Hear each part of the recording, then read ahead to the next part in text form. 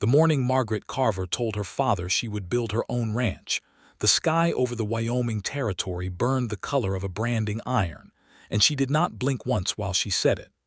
"I do not need your blessing to build this ranch," she said, standing in the doorway of the grand ranch house her father had built 30 years before, her traveling case already packed and resting against her boot. "I am going, Father, with or without your good word." Silas Carver set down his coffee cup so hard that the saucer cracked beneath it. He was a broad man, silver-headed now, with a face weathered by 3 decades of Wyoming winters and the loss of a wife who had died bringing Margaret into the world. He had raised his only daughter as though she were a son, teaching her to ride before she could properly walk, to shoot before she could read, and yet here she stood defying him in a way no son of his would have dared. "You will freeze out there alone," he said. "You will starve. You will get yourself killed by wolves or worse, by men who see a woman alone and think her easy pickings. I built this ranch with my own hands and the help of a dozen men and every dollar I had. You think you will do the same with a wagon, a mule, and your mother's inheritance money?" "I think I will try," Margaret answered. "And if I fail, I will fail on my own land by my own hand, and that will still be more than you have let me do here." It was the spring of 1878, and the high plains west of Cheyenne stretched out gold and green under a wind that never seemed to rest. Margaret Carver was 24 years old, unmarried by choice rather than misfortune, for there had been no shortage of suitors drawn by the Carver name and the Carver herds. She had turned every one of them away, not because she disliked men, but because every man who had come courting had looked past her to the cattle behind her, and she had wanted, more than anything else in the world, to be looked at and not looked through.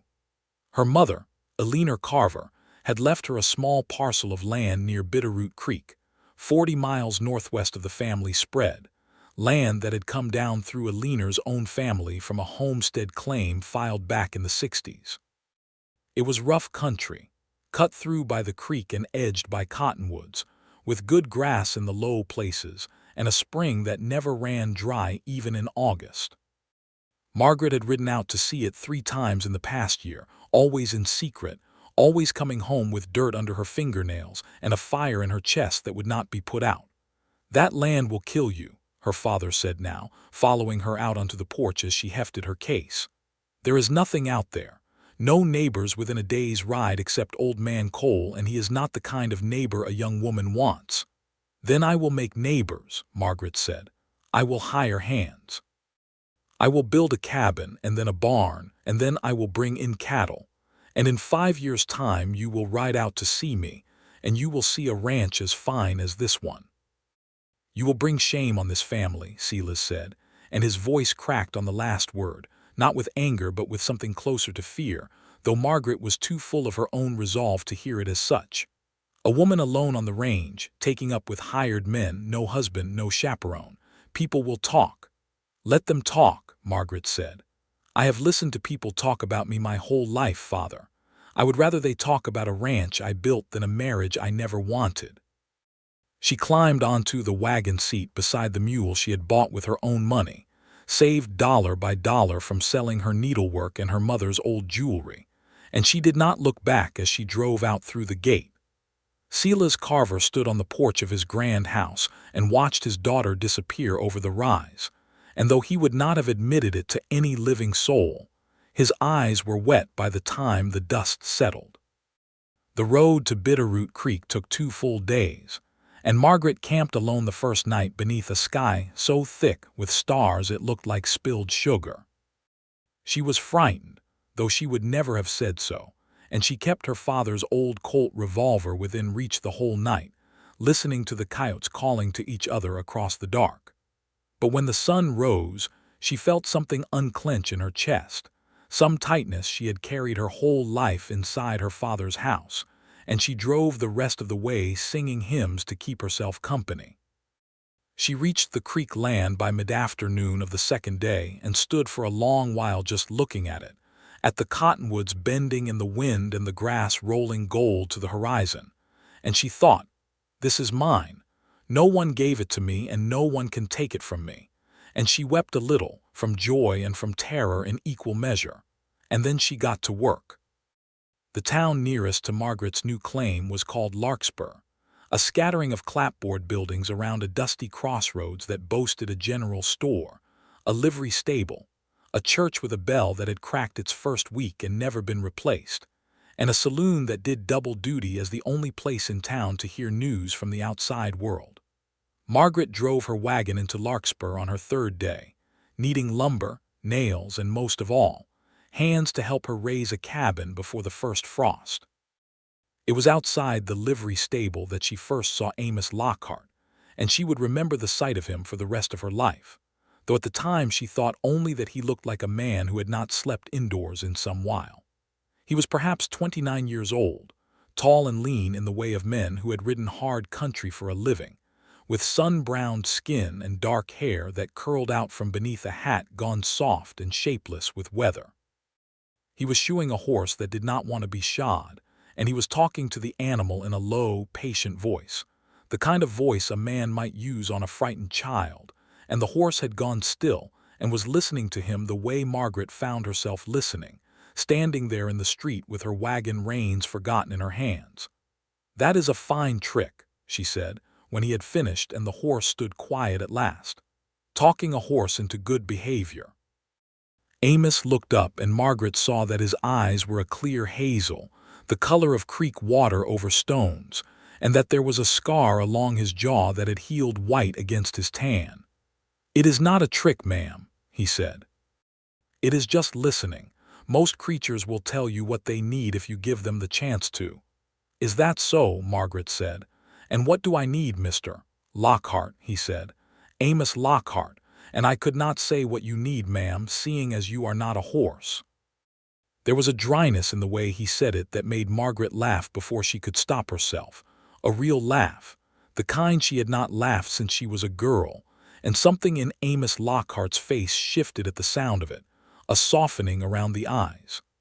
"I am Margaret Carver," she said, "and I am building a ranch on Bitterroot Creek, and I need a man who is not afraid of hard work and does not mind working for a woman." Amos wiped his hands on a rag and studied her for a long moment, and Margaret felt herself being weighed, not unkindly, but carefully, the way a man might weigh a horse before deciding whether to buy it. "I have worked for worse reasons than a fair wage and honest ground," he said finally. "I am between outfits at the moment. I was riding for the Triple Bar until the owner sold out to a man I did not care to work for." "And who was that?" "Jedediah Cole," Amos said, and something dark passed over his face when he said the name. "Bought up half the water rights on the Larkspur side of the county this past year. Man does not take kindly to sharing." Margaret felt a chill at the mention of the name, remembering her father's warning about the neighbor who was not the kind a young woman wanted. But she pushed the worry down, for she had come too far to turn back at the first sound of trouble. "I cannot promise you the wages Cole could pay," she said honestly. "I can promise you fair treatment, a roof once we build one, and a share in what we grow together if you are willing to gamble on it." Amos looked at her a long moment, and then out at the horizon where the land ran gold toward the mountains, and then back at her, and something in his hazel eyes had already decided before his mouth caught up to it. "I reckon I have gambled on worse odds," he said, and put out his hand, and Margaret shook it, and that was how it began. They built the cabin first, working from dawn until the light failed, felling cottonwoods and dragging them with the mule, notching logs the way Amos had learned doing it for other men's homesteads across 3 territories. Margaret worked alongside him with her sleeves rolled up and her hands blistering, and she would not hear of sitting idle while he did the heavy work, though he tried more than once to convince her to rest.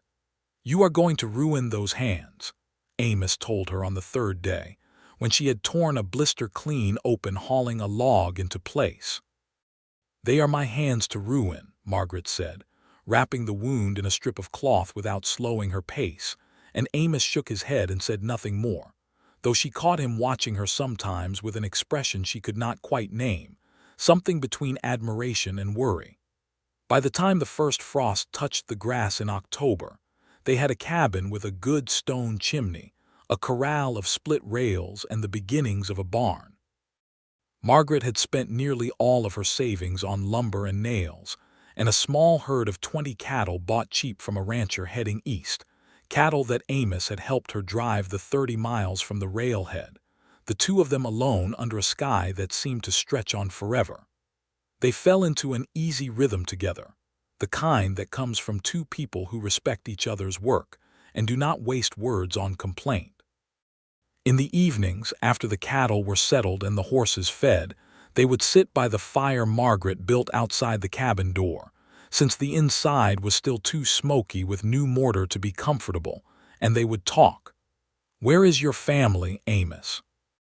Margaret asked one such evening, watching the sparks rise from the fire toward a sky gone violet with dusk. Amos was quiet a moment, turning a stick over in the flames. "Had a place in Missouri before the war," he said. "My father built it, same as your father built his. I was 15 when the war came through and burned it to the ground, both sides claiming the other did it, though I have my suspicions it does not much matter who struck the match when the house is ash either way. My father did not live to rebuild. My mother took what was left of us west, and she died of the fever 3 years after that, in a wagon camp in Kansas that did not even have a name." "I am sorry," Margaret said softly. "It was a long time ago," Amos said, though the way his voice caught told Margaret it was not so long ago as all that, not in the places that mattered. "I have been riding for other men's outfits since I was 17 years old, Miss Carver. Never had a place of my own to call home. I reckon that is why I said yes to this fool notion of yours, if I am honest. I wanted to build something again, even if it is not mine." "It could be," Margaret said, before she quite knew she meant to say it, and then blushed furiously at herself and busied herself with the fire. And Amos looked at her for a long moment in the firelight but said nothing, and the silence between them was not uncomfortable, but it was full, the way a held breath is full. Winter came hard that year, the way it always did on the high plains, and Margaret and Amos spent it huddled through blizzards that piled snow to the cabin windows, breaking ice on the creek twice daily so the cattle could drink, losing 3 head to the cold despite every effort, and grieving each loss as though it were a person. For on a ranch that small, every animal was a fortune that could not be replaced easily. It was during that first hard winter that Margaret learned what kind of man Amos Lockhart truly was, for she fell ill in January with a fever that left her too weak to rise from her bed for the better part of a week, and Amos nursed her through it without complaint, boiling broth from the little dried meat they had, sitting up nights to change the cool cloths on her forehead, riding 12 miles through a snowstorm to fetch the nearest thing to a doctor that Larkspur possessed. A retired Army surgeon named Dr. Whitfield who had settled there after the war. "You did not have to do all that," Margaret told him, once the fever broke and she was strong enough to sit up and take solid food. "I could not very well let you die," Amos said, and there was something rough in his voice that told her the words cost him more than their simplicity suggested. "This ranch would fall apart without you, Margaret." It was the first time he had called her by her given name, and Margaret felt it land somewhere beneath her breastbone like a stone dropped into still water. Only the ranch would fall apart. She asked, testing the water herself, and Amos looked at her with those clear hazel eyes gone suddenly unguarded. "No," he said, "not only the ranch." Spring came at last, and with it trouble. Jedediah Cole was a man who had made his fortune in cattle before the war and doubled it after, buying up land and water rights across the county with a hunger that never seemed satisfied. He was perhaps 50 years old, thick through the shoulders still despite his age, with a mustache waxed to points and a reputation for getting what he wanted one way or another. He had bought the Triple Bar the previous year, and with it, the grazing rights to nearly every acre between Larkspur and the mountains, save for the small parcel Margaret Carver now held along Bitterroot Creek. The trouble was the creek itself. Cole's cattle needed water in the dry months, and the creek that ran through Margaret's land was the surest source for 20 miles in any direction. He came calling on a warm afternoon in May, riding up with 2 of his hired men flanking him, and Margaret came out to meet him with Amos a step behind her, his hand resting easy but ready near his holster. "Miss Carver," Cole said, tipping his hat with a courtesy that did not reach his eyes, "I have come to make you an offer for your land." "My land is not for sale, Mr. Cole," Margaret said. "Now, I have not even named a price," Cole said, smiling in a way that made Margaret's skin crawl. "I would think a young woman alone out here without even a husband to protect her would welcome the chance to sell at a fair price and go back to a more comfortable life. This is no country for a lady." "I am not alone," Margaret said, "and I am not interested in your price, fair or otherwise. This creek is mine and it will remain mine." Cole's smile thinned. "Water rights can be contested in court, Miss Carver. I have lawyers in Cheyenne who could tie up your claim for years, and in the meantime my cattle will need to drink, one way or another." "Are you threatening the lady, Cole?" Amos said, stepping forward, and his voice had gone low and hard in a way Margaret had not heard from him before. Cole looked at Amos properly for the first time, and something like recognition crossed his face. "Lockhart," he said, "I might have known you would land somewhere close to trouble. You always did have a poor sense for choosing your employers." "I have chosen better this time than I ever did riding for you," Amos said. Cole's jaw tightened, but he said nothing more, only turned his horse and rode off with his men, though not before calling back over his shoulder, "This is not finished, Miss Carver. You will regret not taking my offer."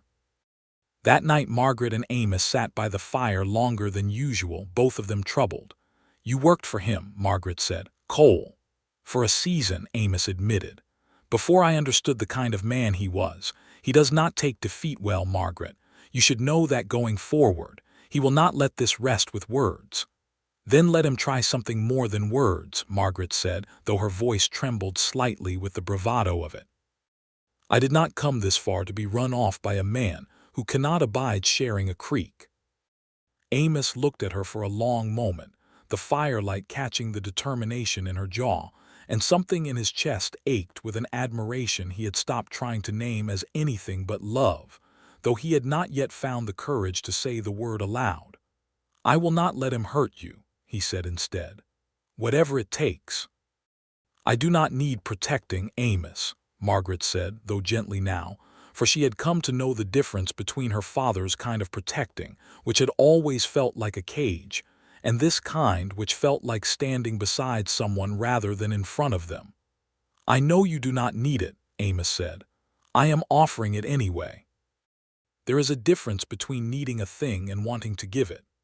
Margaret did not answer that, but she reached over and took his hand, rough and calloused as her own now, and they sat like that a long while, watching the fire burn down to embers, and neither of them let go until the stars had wheeled halfway across the sky. Summer brought the ranch its first real success, for the cattle had fattened well on the good grass, and Margaret had managed to sell a portion of the herd at a fair price to a buyer passing through with a herd bound for the railhead at Cheyenne, enough money to buy more stock, to hire on a second hand. A quiet young man named Tobias who had drifted in looking for work and stayed on when Margaret offered him a fair wage, and Amos vouched for his character. It was also the summer that trouble came calling in earnest, for Cole was true to his word. It began small, fences cut in the night, forcing Margaret's cattle to scatter across the open range where they might mix with Cole's herd or wander into trouble. Then it was worse. A section of the creek dammed upstream on Cole's land, cutting the flow to Margaret's parcel to a trickle in the hottest part of July, until Amos rode out at night with a shovel and broke the dam himself, risking a bullet for the trouble, though none came. "He wants you to give up," Amos said, when he returned soaked and exhausted near dawn. "He is testing how much you can bear before you break." "Then he does not know me very well," Margaret said, though her hands shook as she poured him coffee, for she was more frightened than she let herself show. The final straw came in August, when Margaret rode into Larkspur for supplies and found that the general store had suddenly, mysteriously, run short of the nails and lumber she needed to finish the barn, though the storekeeper would not say why, only looked uncomfortable and mumbled something about supply troubles from the railhead. Margaret understood well enough what had happened, that Cole's money and influence reached further than a single ranch's boundary. She stood in the street outside the store, furious and near tears with frustration, when a voice she did not expect called her name. "Margaret!"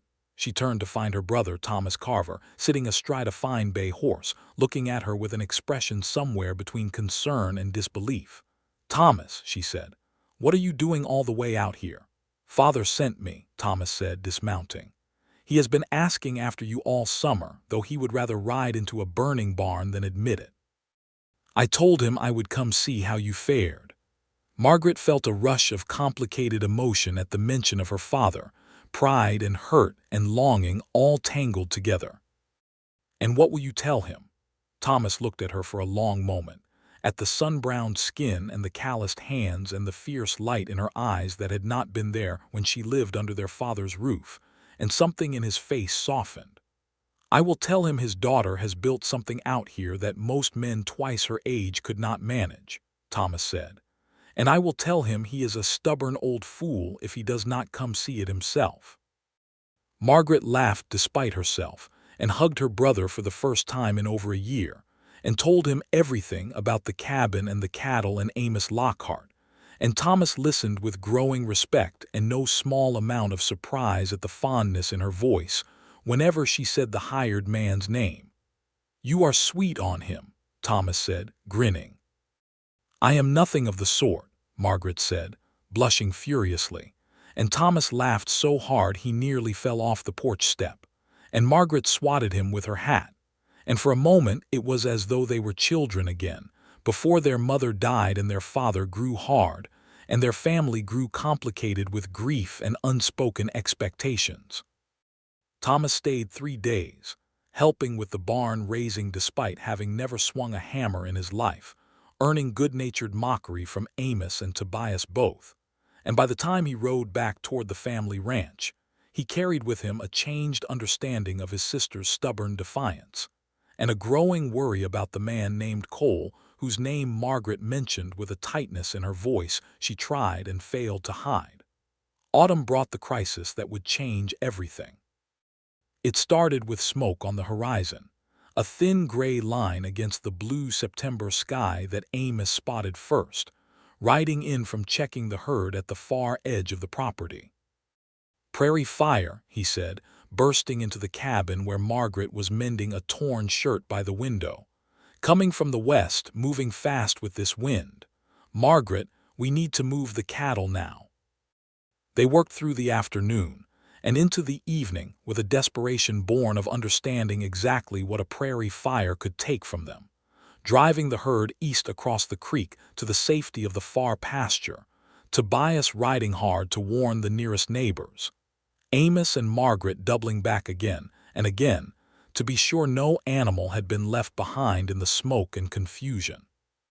The fire reached the edge of Margaret's land just as the sun set, a wall of orange light against the darkening sky, close enough that Margaret could feel the heat of it on her face and taste ash on the wind. She stood frozen for a moment, watching everything she had built threatened by flame, and it was Amos who grabbed her hand and pulled her toward the creek. "We can stop it here," he shouted over the roar of the wind and the distant crackle of burning grass. "The creek is our fire break if we widen it. Beat back the grass on this side before the flames reach it." They worked through the night, along with Tobias and 2 neighboring ranch hands who had ridden over at the first sight of smoke, beating at the grass with wet sacks, digging a trench along the water's edge, backing away only when the heat grew too fierce, and then returning the moment it eased enough to bear. Margaret's hands blistered anew, her lungs burned with smoke, and more than once she stumbled with exhaustion, only for Amos to catch her, to pull her back from danger, to shout her name over the wind until she found her feet again.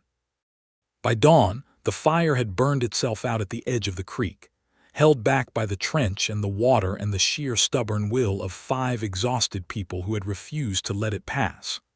The land beyond the creek was blackened as far as the eye could see, but Margaret's cabin stood, her barn stood, and most of all her herd, safely across the water, stood grazing as though nothing at all had happened. Margaret sank to her knees at the edge of the scorched earth, weeping with relief and exhaustion in equal measure, and Amos knelt beside her, his face black with soot, his hands raw and burned in places, and he took her face in his hands gently as though she were something precious that had nearly been lost. "You did not lose it," he said. "Margaret, look, you did not lose any of it." "We did not lose it," she corrected him through her tears. "Amos, I could not have held that line without you. I could not have built any of this without you." "You could have," Amos said. "You are the strongest woman I have ever known, but I am glad I did not have to watch you do it alone."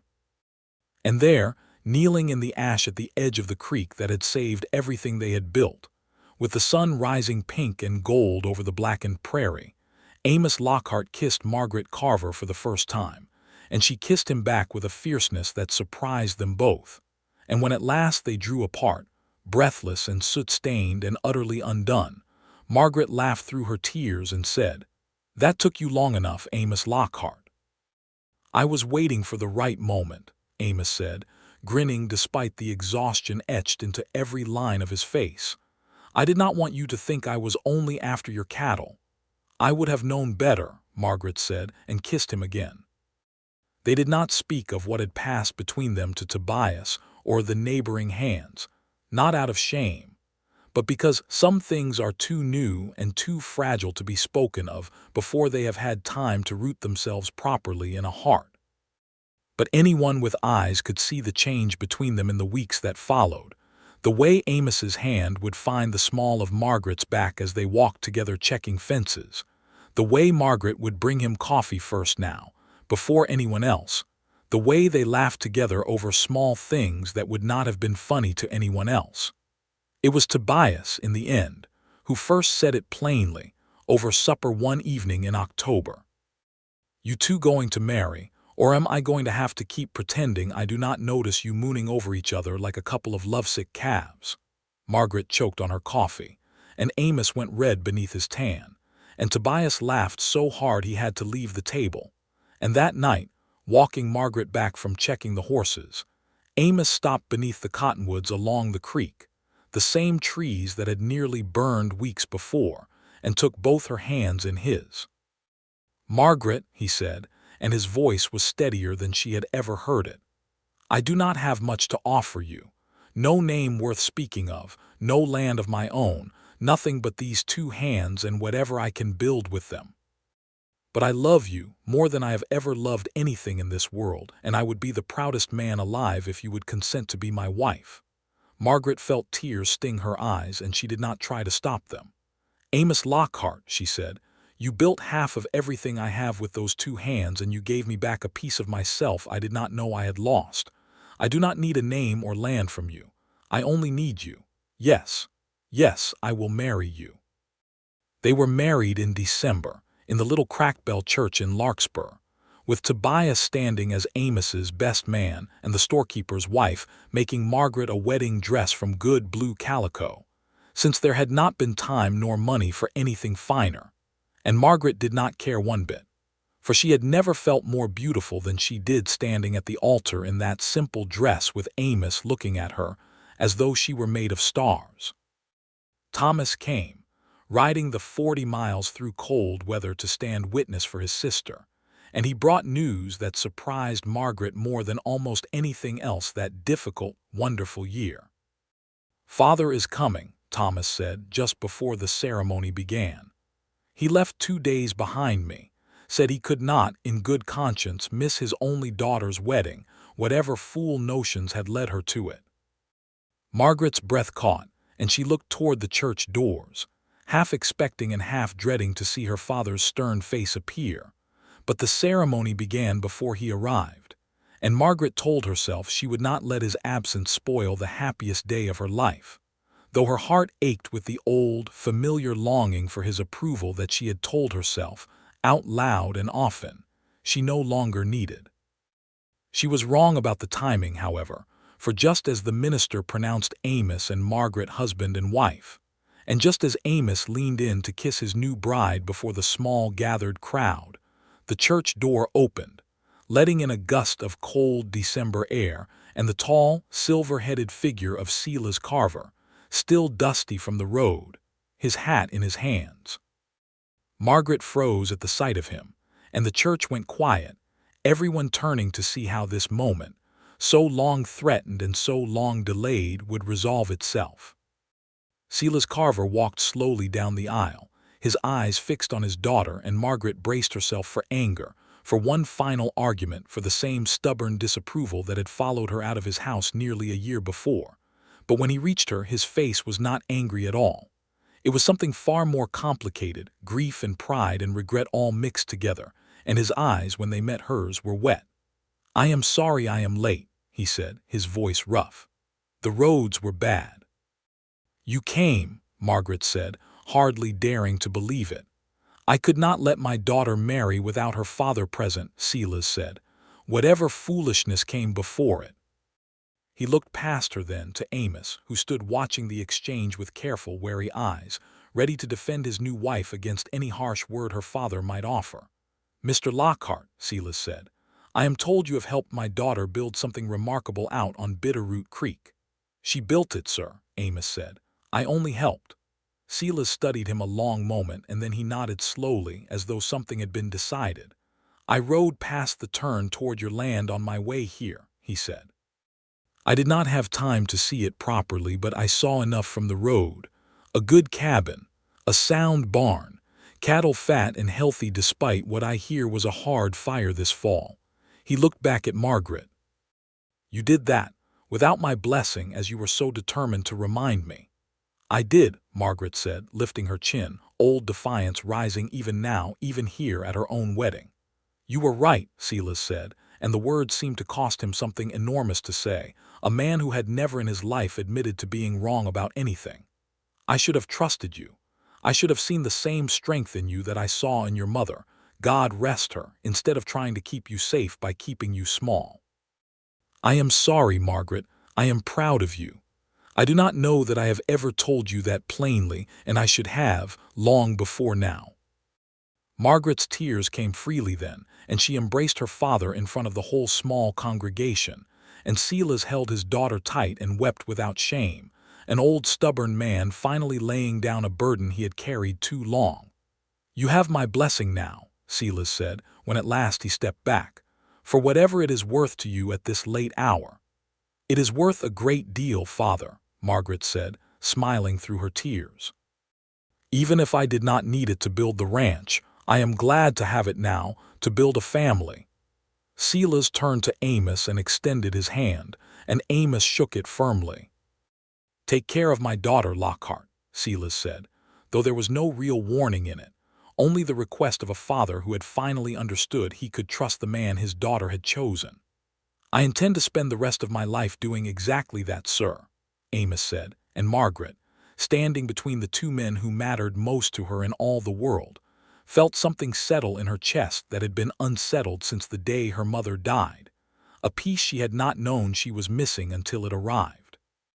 The wedding feast that followed was simple but joyous, held in the church hall with food brought by neighbors from 3 ranches around, for word had traveled fast about the young woman who had built a ranch alone, and won not only a fine husband but her father's respect in the bargain.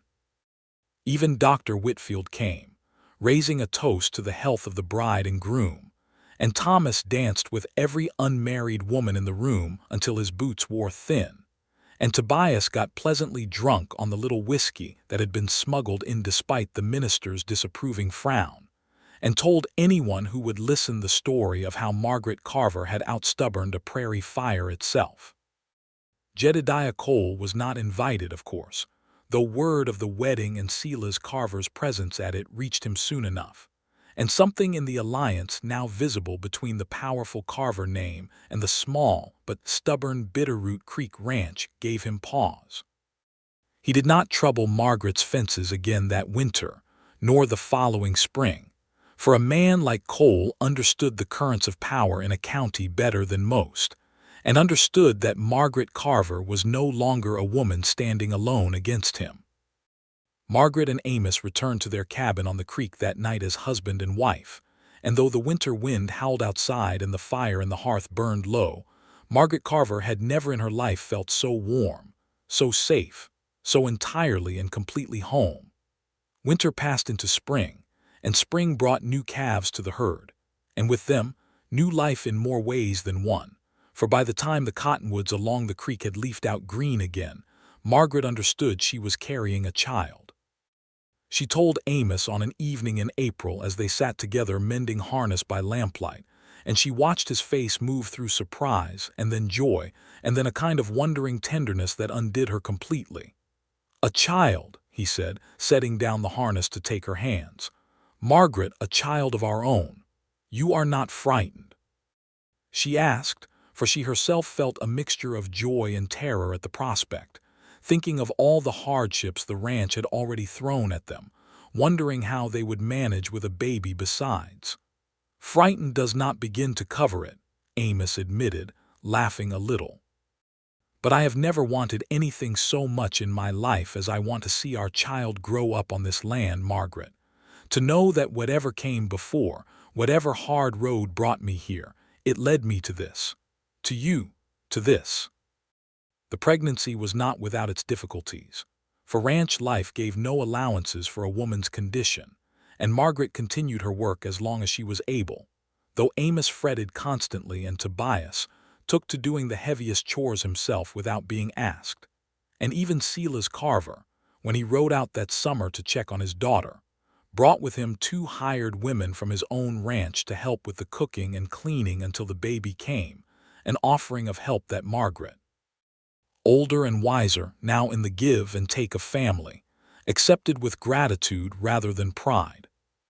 "You have softened, Father," she told him, teasing gently, as they sat on the porch of the cabin Amos had expanded that spring, adding a proper bedroom and a covered porch where Margaret liked to sit in the evenings and watch the sun set gold over the creek. "I have grown old," Silas said, though there was warmth in his voice now that had not been there the year before. "And I have learned at great cost to my own foolish pride that a father does not lose his daughter by letting her become her own woman. He only loses her by refusing to see who she has become." Margaret reached over and took her father's weathered hand, and they sat together in comfortable silence, watching the cattle graze in the low evening light. And Margaret thought, "This is what I wanted all along, not just the land, not just the ranch, but this, a family that could hold both love and independence in the same open hand." The baby came in October, nearly a full year to the day since Margaret had faced down the prairie fire at the edge of the creek, and it was a difficult labor that lasted through a long night and into the gray hours of dawn, with Dr. Whitfield riding out at Amos's desperate summons to attend the birth, and Amos himself pacing the porch outside the cabin, unable to bear being far from his wife's cries but unwilling to intrude on the women's work happening within. When at last the child was born, healthy and loud-voiced and furious at the indignity of being brought into the cold October morning, Dr. Whitfield came to the door and called Amos inside, and Amos entered to find Margaret exhausted but radiant, holding a small bundle against her chest. "Come meet your son," she said, and Amos's breath left him entirely at the words, for he had not let himself hope for a son, some old fear whispering that a boy might be taken from him the way his own father had been taken. But here the child was, small and pink-faced and entirely, miraculously alive, and Amos crossed the room and knelt beside the bed and looked upon his son for the first time with tears streaming freely down his weathered face. "What will we name him?" Margaret asked softly. "I was hoping," Amos said, "that we might call him after your mother's people if you are willing. Eleanor was her name, was it not? Perhaps we might honor her with a name for him as well, something in the spirit of it." They settled in the end on Elias, a name that pleased them both, and when Silas Carver rode out 3 days later to meet his first grandchild, He held the baby with a gentleness that surprised even Margaret, who had not seen such softness in her father since before her mother died. "He has your mother's eyes," Silas said, looking down at the baby with wonder. "I did not think to see that again in this lifetime." "He has Amos's stubbornness already, I think," Margaret said, laughing, for the baby had begun to fuss the moment his grandfather stopped rocking him. "He will not settle for anyone but his father." "A fine trait to inherit," Silas said, and handed the child back to Amos with evident reluctance, and the sight of her father, once so hard and unbending, now cooing over a grandchild in the arms of the son-in-law he had once distrusted, filled Margaret with a happiness so complete she could hardly speak past the lump in her throat. The ranch prospered in the years that followed, growing steadily as Margaret and Amos added to their herd, expanded their land through fair purchase of adjoining parcels, and built a reputation across the county for honest dealing and hard work that eventually earned even Jedediah Cole's grudging respect. For a man like Cole understood strength when he saw it clearly enough, and Margaret Carver Lockhart, as she was known now, had proven her strength beyond any argument. Cole himself, in fact, sold out his interests some years later and moved on to try his fortunes elsewhere, having found that a county with too many neighbors like Margaret and Amos left little room for the kind of bullying tactics on which he had built his early success. His departure was met with quiet relief throughout Larkspur, and the water rights dispute that had once threatened Margaret's very survival on the creek faded into local legend, a story told at gatherings about the young woman who had stood up to a powerful man, and won not through violence but through sheer, unbreakable will. 2 more children followed Elias in the years after, a daughter named Rose, born in 1881 with her father's hazel eyes and her mother's stubborn chin, and a second son named John, born in 1884, quiet and thoughtful where his older siblings were loud and boisterous, taking after, Margaret liked to say, his grandfather Silas in temperament, a fact that pleased Silas Carver enormously whenever it was mentioned. Silas himself lived to see his grandchildren grow, riding out to the Bitterroot Ranch every few months until the journey grew too hard for his aging bones, at which point Margaret and Amos took to bringing the children to him instead, and the old Carver Ranch house that had once felt like a cage to Margaret became, in her middle years, a place of warmth and welcome, filled with grandchildren's laughter and her father's genuine, unguarded joy. Thomas Carver eventually took over management of the family ranch as Silas's health declined, and he and Margaret remained close throughout their lives, often comparing notes on cattle prices and weather patterns and the endless small triumphs and troubles of ranch life, siblings bound not only by blood, but by a shared understanding of what it meant to build something lasting on hard, beautiful land. As for Amos Lockhart, the drifting cowboy who had once shot a stubborn horse outside a livery stable in a town he had no roots in, he found in Margaret and the ranch they built together everything he had lost as a boy in Missouri and more besides, a home that could not be burned away by any war, a family that would not be taken from him by any fever, a piece of earth that was truly, unshakably his own, held not by inheritance or luck, but by the sweat and love he had poured into it alongside the woman he adored.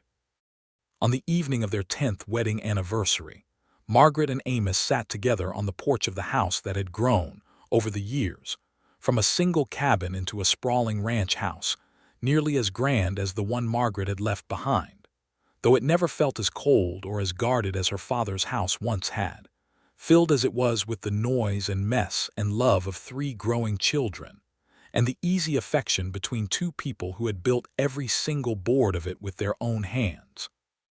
"Do you ever regret it?" Amos asked her, watching the sun set gold over land that stretched now further than Margaret had ever dreamed possible on that first defiant morning when she drove her wagon out through her father's gate. "Leaving your father's house, starting all this from nothing?" Margaret considered the question seriously, watching Elias and Rose chase each other through the yard while John, still small enough to be carried, dozed against her shoulder. "I do not regret one moment of it," she said finally. "Not the fire, not Cole's threats, not the winter I nearly died of fever, none of it. Because every hard thing we survived is woven into everything we have now, Amos. I could not have this without having lived through that, and I would not trade what we built together with our own hands for anything my father could have simply given me. Even his blessing," Amos asked, smiling, remembering the words she had thrown at her father that first morning, words that had traveled with them through every hardship since, a kind of private rallying cry between them whenever the work grew too hard to bear. "His blessing means more to me now than it ever could have then," Margaret said. "Because I know now it was freely given, earned rather than assumed, offered because he saw with his own eyes what I had built, not because tradition demanded he offer it. There is a difference, Amos, between a blessing given out of duty and one given out of true respect. I would not trade the second for all the ease the first might have bought me." Amos reached over and took her hand, the same hand that had blistered raising cottonwood logs into place for their first cabin wall, now soft with years of a life well lived but still strong, still capable, still entirely her own. "I love you, Margaret Carver Lockhart," he said. "I loved you the day I watched you argue with a stubborn horse about whose land this was going to be, though I do not think either of us knew that day quite how far that stubbornness would carry us." "I love you too, Amos," Margaret said. "More than I know how to say properly, even after all these years." They sat together as the sun sank below the horizon, painting the sky in colors that no words could properly capture, watching their children play in the long grass of a ranch built not on inheritance or blessing, but on love and sweat, and an unbreakable will that had refused, from the very first morning, to be told what a woman could or could not build with her own two hands. Years later, when Amos Lockhart was a grown man himself, running cattle on land his parents had carved from wild prairie, he would tell his own children the story of how their grandmother Margaret had stood in a doorway on a cold spring morning and told her father she did not need his blessing to build a ranch, and how she had built it anyway, with nothing but her own determination and the help of a drifting cowboy who had stopped to shoe a stubborn horse and stayed, in the end. For a lifetime of love neither of them had known they were riding toward. And every time he told it, sitting by a fire not unlike the one his parents had once shared beneath the cottonwoods along Bitterroot Creek, his own children would ask the same question, wide-eyed and eager. And did the grandfather ever forgive her truly? "He did more than forgive her," Elias would answer, smiling at the memory of his grandfather Silas, who had lived to be an old, contented man, dying peacefully at his own ranch house, surrounded by 3 generations of family who loved him, having spent his final years making up for every doubt he had once carried about his daughter's strength. He came to be prouder of her than of anything else he built in his whole long life. Because in the end, he understood what she had known all along. That love, freely given, is worth more than any blessing granted out of duty, and that the strongest ranches, like the strongest marriages, are not the ones handed down, but the ones built, stone by stone and year by year, by 2 people determined enough to build them together, no matter what anyone else believed they could or could not do. And so the story would end, as all the best stories of that hard, beautiful country did, not with an ending at all, but with the quiet, ongoing promise of a family and a ranch that would carry on, generation after generation, along the banks of a creek that had once nearly burned, saved by love and stubbornness in equal measure, and never, not once, extinguished again.